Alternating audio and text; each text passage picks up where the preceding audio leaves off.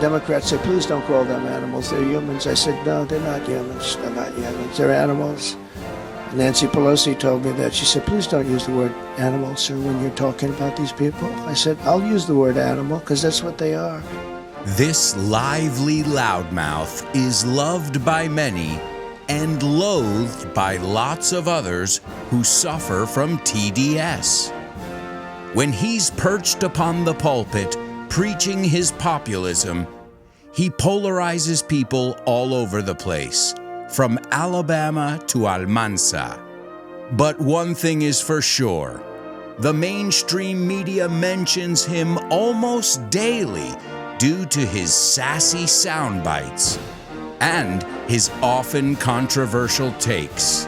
You are fake news. He's a boisterous businessman, pesky politician, and a raucous reality TV star to boot.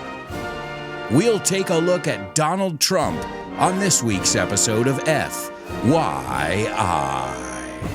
Welcome to For Your Info. En inglés. You got it.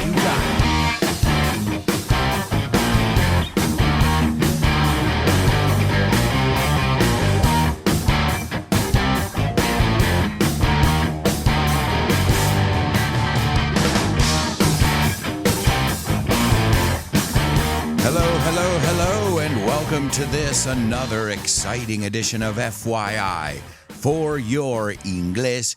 It's a topic-based show where you can learn about a different topic every week while you learn loads of English expressions, vocabulary, and all that jazz. And remember, folks, if you like what you hear, there's more. You can join us over on patreon.com/Alberto Alonso, where you can get access to a bonus episode every week. You can also get PDF documents with all the vocabulary so you can review it and go over it and familiarize yourself with it. You can also get classes, weekly group classes with me, and monthly private classes. So all that information is over on patreon.com/Alberto Alonso. I urge you to go over and join our curious community. Again, it's patreon.com/Alberto Alonso. You can find the link in the show notes. And I'd like to send a shout out to everybody in my curious community, everybody on Patreon,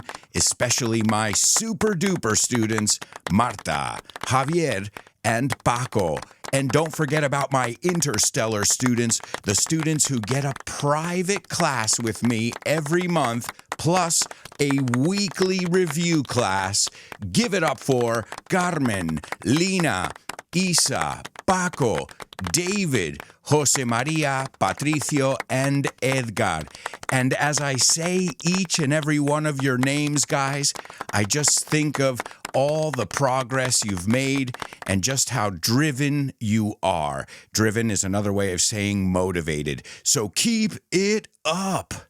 And if you want to join in on the action, go to patreon.com/Alberto Alonso. All right, so I'm going to ask you before we even get started, what was the first thing that popped into your head when you realized that we were going to take a look at Donald Trump? Were you excited? Were you angry? Were you indifferent? Well, either way, you can love this guy or loathe this guy, and it's usually one way or the other. This guy polarizes people. He's like a Mourinho, like a Jose Mourinho. You either love him or you hate him. There's no gray area. There's no middle ground. But I think there's one thing we can all agree on. He is an interesting guy. He gives us tons of gems, and we're going to take a look at some of his best gems. I think you say joyas or perlas later on. Some of the greatest sound bites ever. Let's take a look at the intro, which is chock full of awesome vocabulary. I said this lively loudmouth, and lively means he's got a lot of energy. He's the life of the party, and a loudmouth is exactly how it sounds. a loudmouth. I think you say bocazas. Well, as I just said, he's loved by many and loathed. This is another way of saying hated by lots of others who suffer from TDS. Now, I don't know about you guys, but TDS was not something when I was a kid. This is something that's pretty new. And what does it stand for? Good question. Trump derangement syndrome. Now, what does this mean? This is usually people who hate Trump, just the mere mention of his name. Listen, I'll read the definition. Trump derangement syndrome is a slang term usually for criticism or negative reactions to former U.S. President Donald Trump, and they are perceived to be irrational and have little regard towards Trump's actual policy positions or actions undertaken by his administration. Translation, it means you hate Trump so much that you don't even care if you agree on the same positions. Just every time you hear his name, you go nuts. You get deranged. It's called Trump derangement syndrome. And Trump didn't invent this, or Trump supporters didn't invent this term. This went back to George W. Bush and his presidency. The term was coined in 2003, and it was called Bush derangement syndrome. And it was defined by a guy named Charles Krauthammer. And the syndrome was defined as the, and I quote, the acute onset of paranoia in otherwise normal people in reaction to the policies, the presidency, nay, the very existence of George W. Bush. So again, Trump derangement syndrome, or TDS, means you can't even hear the guy's name. You might even agree on some of the issues, but you can't stand the guy. You're in the loathe category. Then this next sentence is just full of peas. When he's perched upon the pulpit, and perched means like a bird, posing. When he's perched upon the pulpit, preaching, predicando, his populism, and it's true, he is a populist. He tells people what they want to hear. More jobs, better economy, America first. Of course, who isn't going to agree with those things? But I want you to be really careful with the pronunciation of the word populism. Populism. There are two difficult parts, the U, populism, and the ism. Remember, nationalism, Catholicism, communism. That's a tough one to pronounce. They're called isms. Then I said he polarizes people all over the place, from Alabama to Almansa. But one thing is for sure, the mainstream media mentions him almost daily due to his sassy sound bites. And I think that's one of my favorite things about this guy, the things he says. I remember I would wake up every morning when he was using Twitter and see what he said next. And the word sassy that I mentioned is fresco, pícaro. I mean, he knows what he's saying. He's trying to get people's attention. And his takes are very often controversial. Then we heard one of his sound bites. You are fake news. And that's a term he didn't really coin, but he definitely popularized. And then I said he's a boisterous businessman. And boisterous means he makes a lot of noise. And that's a perfect word for him. Also a pesky politician.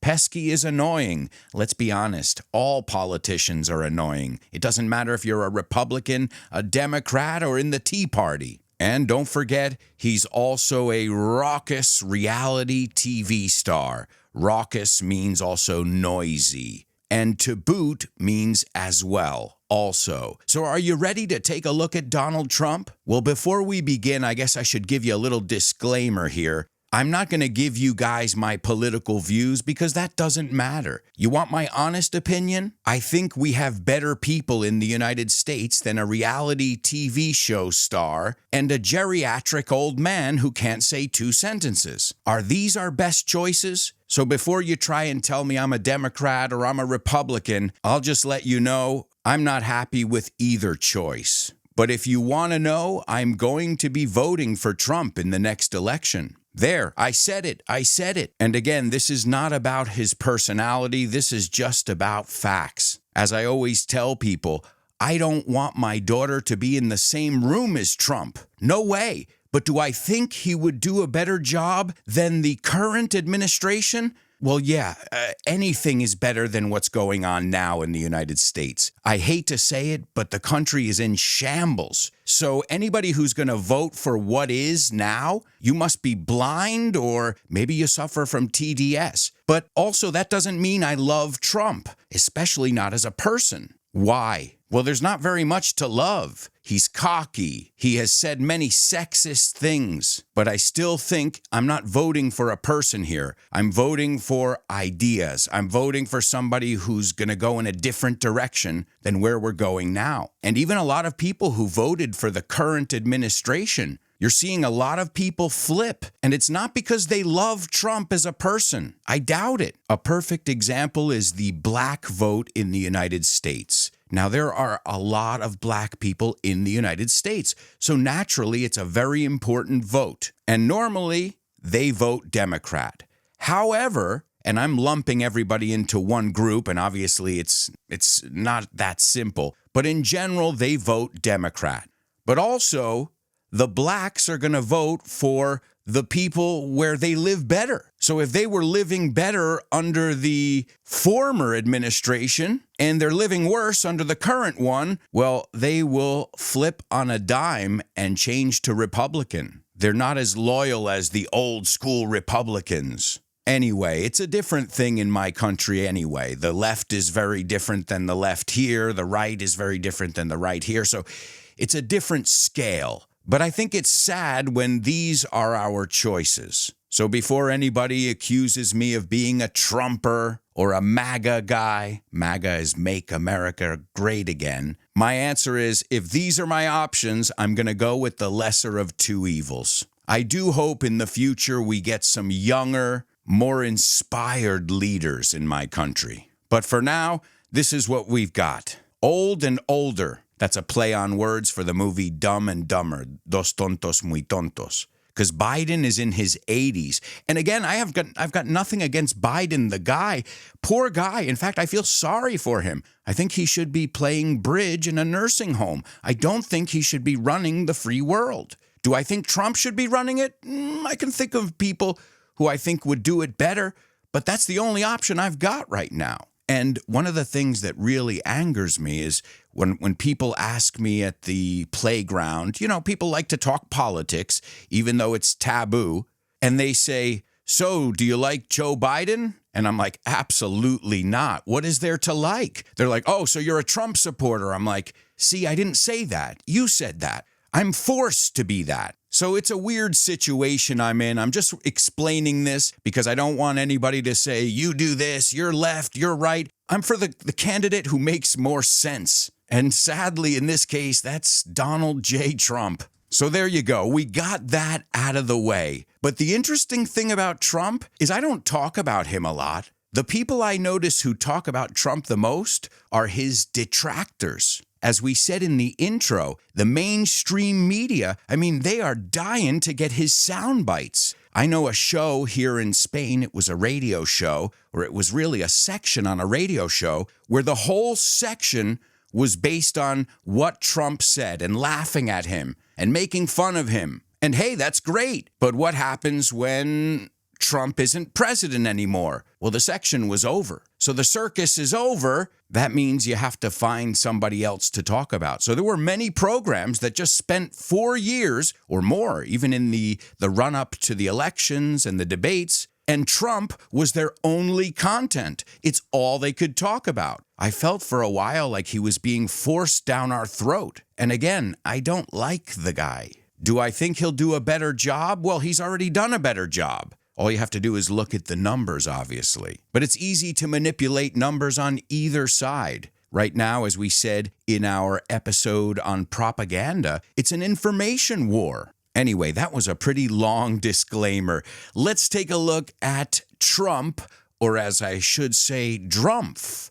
Drumpf was the original German last name, and it was changed to Trump by his grandfather. Now, Trump is a really good word. That was not an accident. because a trump card is a card that wins any card. It trumps any card. To outdo, to surpass, to excel. That's a great last name if you're going to change it. So they changed the D to a T, and then they got rid of the F to come up with Trump. And that was a German name because his grandfather was born and raised in Karlstadt. It's what was then the Kingdom of Bavaria. Then he immigrated to the United States in 1885. In 1891, Grandpa Trump started speculating in real estate in Seattle on the West Coast. This was during the Klondike Gold Rush. He then moved to the Yukon area, and he made a fortune operating a restaurant and a brothel. A brothel is a house of ill repute, a place where prostitution goes on. And this was a brothel and restaurant for minors in a town called Whitehorse. And when I say minors, I don't mean menores de edad. That would be weird. I mean minors, mineros. Well, hey, they're pronounced exactly the same. So that's the story of Grandpa Trump. Let's take a look at the story of his dad, Frederick Christ Trump. Christ, Cristo, wow, that's a strong middle name.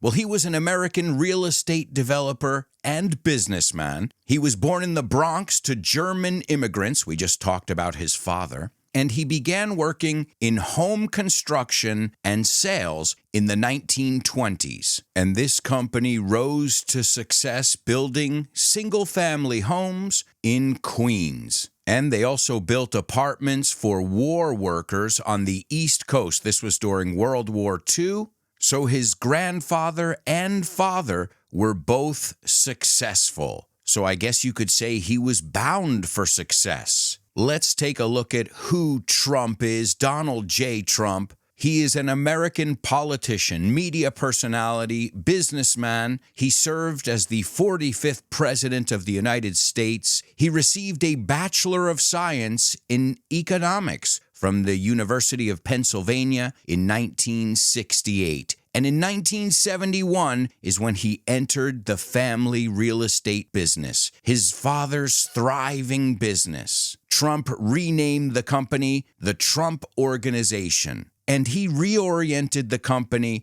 and he decided it was time to start building and renovating skyscrapers, hotels, casinos, and of course his favorite hobby, golf courses. And right now, the Trump Organization owns, I think, over 20 golf courses. Now, he's had his share of ups and downs. He's had many business failures. Just to give you an idea, he and his businesses have been a plaintiff or a defendant in more than 4,000 state and federal legal actions, including 6 business bankruptcies. But there he is, as our friend Elton John says, "I'm still standing taller than I ever been." It's crazy.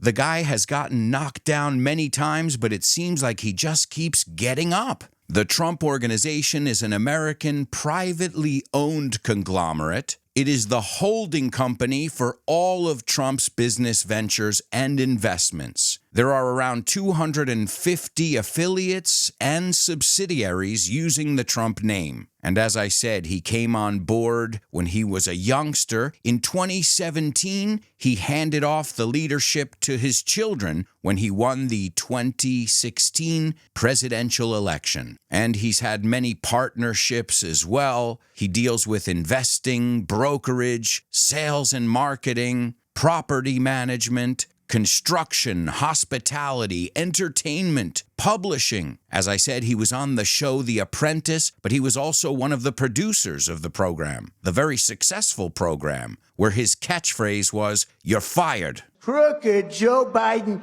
you're fired. Get out of here. Get the hell.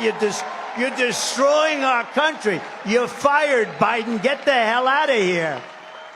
He's even gotten into the retail business. Fashion apparel, jewelry, accessories, books, which his famous book, The Art of the Deal. I've never read it. I should read it, or at least listen to the audiobook. Either way, I think he probably had a ghostwriter. Well, the list goes on. Home furnishings, textiles, accessories, home fragrance, vodka, wine, steaks, chocolate bars, bottled spring water, and so much more. As of 2024 or 2024, you can say it either way, Trump's net worth was estimated to be $2.3 billion. Remember, a billion es mil millones, you call it. Let's take a look at some milestones in Trump's life. As I said, he's 77 years old. But Donald J. Trump was born on June 14th, 1946, at Jamaica Hospital. No, not Jamaica, the island. Jamaica Hospital in Queens, in New York. He was the fourth child of Fred Trump. We already talked about him. His mother is Mary Ann MacLeod Trump. It's of Scottish descent. And he grew up with older siblings, Mary Ann, Fred Jr., and Elizabeth. Oh, and his younger brother, Robert. They grew up in the Jamaica Estates neighborhood of Queens, and he attended a private school from kindergarten to 7th grade. When he was 13 years old, he started misbehaving. He started getting out of line, so his father sent him to boarding school or military school. So he attended the New York Military Academy. He claimed this is where he learned his discipline.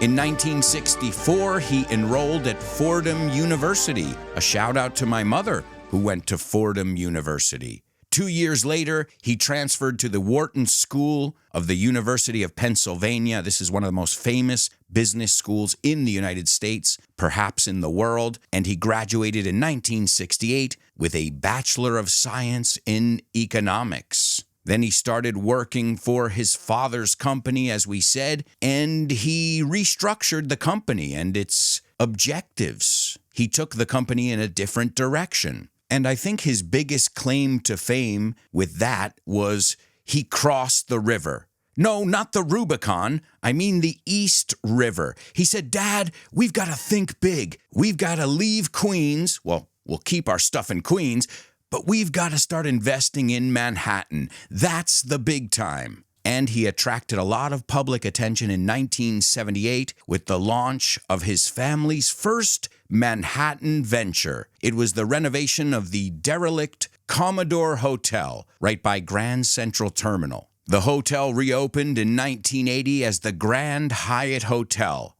That same year was a big year for Trump because he obtained the rights to develop the now famous Trump Tower, a mixed-use skyscraper in Midtown Manhattan. This is the headquarters of the Trump Corporation. It's also got condos, retail shops, galleries, restaurants, and offices. Other businesses he's been involved with: in 1983, he purchased the New Jersey Generals. This was a football league, not the NFL, but the United States Football League. But that only lasted 2 years because the league folded. He also got into boxing. I remember when I was a kid, his name was synonymous with boxing. He organized events at his different casinos and hotels. I remember staying at the Trump Taj Mahal in Atlantic City. That was awesome. It was opulent. He also tried his hand at cycling. In 1989 and 1990, he lent his name to the Tour de Trump,